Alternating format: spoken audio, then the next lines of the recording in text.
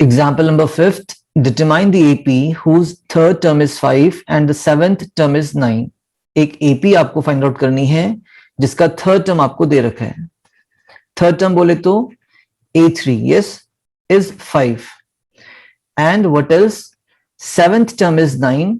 तो seventh term कहने का मतलब A7 आपको 9 दे रखा है. Okay, now what we know, A3 कैसे आया होगा? तो A प्लस 2D करके आया होगा और ये आपको 5 दे रखा है बच्चों. That is your first equation we can say. और देखिए A7 कहने का मतलब क्या है कि आपको A प्लस 6D दे रखा है, कितना? 9. That is your second equation. Again let me tell you, A3 कहने का मतलब क्या है, AN कहने का मतलब क्या है. पहले तो AN जो होता है जनरल टर्म, वो होता है A plus n-1 into D. अगर मैं A3 बोलूं तो कितना होगा? A plus n-1, that is 3-1, तो ये 2D हो जाता है. ऐसे ही अगर मैं A7 बोलूं तो कितना होगा? A प्लस n-1, तो 7-1 कितना? क्योंकि n हमारा 7 है तो ये 6D हो जाएगा. तो इसी का हमने यहाँ पे यूज किया है A प्लस 2D. हमने A3 को क्या लिखा? A प्लस 2D, और उसकी वैल्यू हमें 5 दे रखी थी. सिमिलरली हमने A7 को 9 दिया था, क्या लिखा? A plus 6D. और देखिए यहाँ पे दो वेरिएबल्स अननोन है और दो इक्वेशन भी हैं, तो ये हमारा कौन सा क्वेश्चन बन गया? लीनियर इक्वेशंस इन टू वेरिएबल्स का. यहाँ पे सबसे बेस्ट तरीका है एलिमिनेशन का. आपके पास और भी मेथड होते हैं, सब्स्टिट्यूशन मेथड होता है, एलिमिनेशन मेथड है, क्रॉस मल्टीप्लिकेशन मेथड है, but which method we are going to apply here? जो इजी लगने वाला है. तो इजी तो यहाँ पे एलिमिनेशन ही लग रहा है यहाँ पे, और हम सब्ट्रैक्ट करके एक वैल्यू को तो, एक वेरिएबल को तो एलिमिनेट कर सकते हैं. Subtracting, okay. दोनों इक्वेशन को हम क्या कर रहे हैं? सब्ट्रैक्ट कर रहे हैं.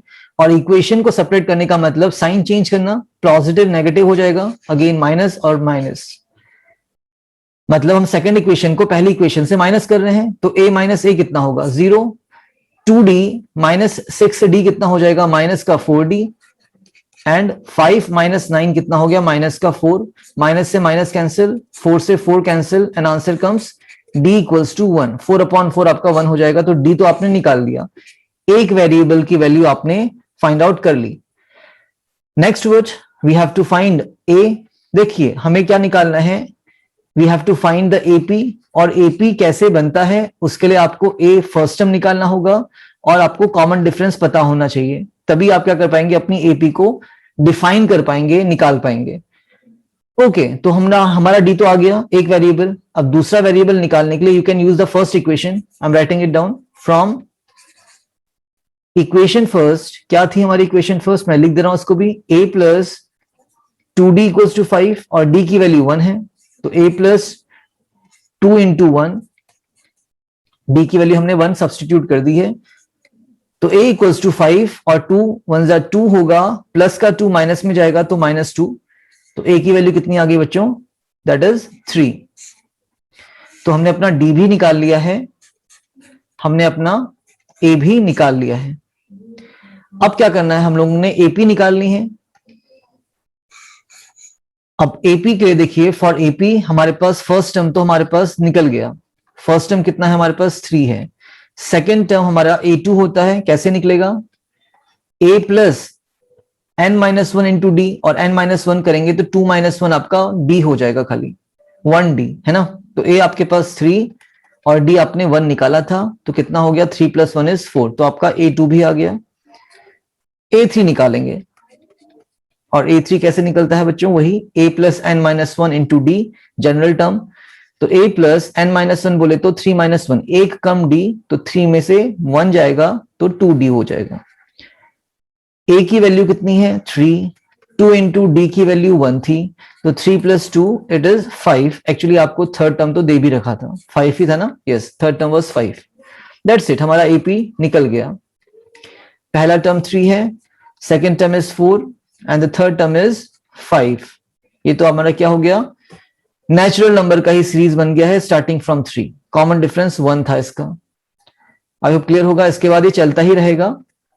तो 3 टर्म्स निकाल लीजिए, आपका एपी डिफाइन हो गया। अब 3 ही टर्म से क्यों डिफाइन होगा? क्योंकि यहां पे हम D1 चेक कर सकते हैं, यहां पे हम अपना D2 चेक कर सकते हैं। D1 4 minus 3 that is 1, D2 5 minus 4 that is 1, तो हमारा एपी डिफाइन हो गया। नोट इट डाउन, आगे बढ़ते हैं बच्चों। Example 6, check whether 301 is a term of the list of numbers 5, 11, 17 and 23. अब देखिए list of numbers बोला गया है, AP नहीं बोला गया है। तो first of all what we have to do, we have to check कि ये AP है या नहीं है। तो हम उसके लिए D1 निकाल लेते हैं, that is A2 minus A1। 11 में से उसका पिछला टर्म माइनस कर दीजिए, 5 को माइनस कर दीजिए, तो कितना आ रहा है बच्चों? 6 आ जाएगा। एंड D2 भी निकाल लेंगे। D2 के क्या करेंगे? थर्ड टर्म लेंगे हम A3 माइनस उससे पिछला टर्म A2 को माइनस कर देंगे, दैट इज 17 माइनस 11, तो कितना आ रहा है? ये भी 6 आ रहा है। तो yes, it is an AP। Since D1 equals to D2, list of numbers are an AP। The given series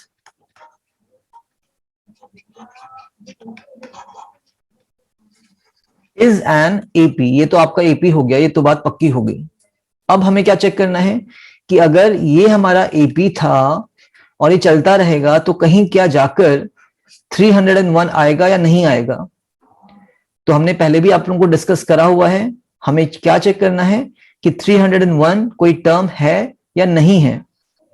उसके लिए हम इसको क्या अज्यूम कर लेंगे? लास्ट टर्म अज्यूम कर लेंगे। Let 301 be the last term. किसके लिए? For nth term. किसके लिए? For nth term if possible. यहां पे हमें नहीं पता है कि ये टर्म होने वाला भी है या नहीं भी होने वाला है, चेक करना है।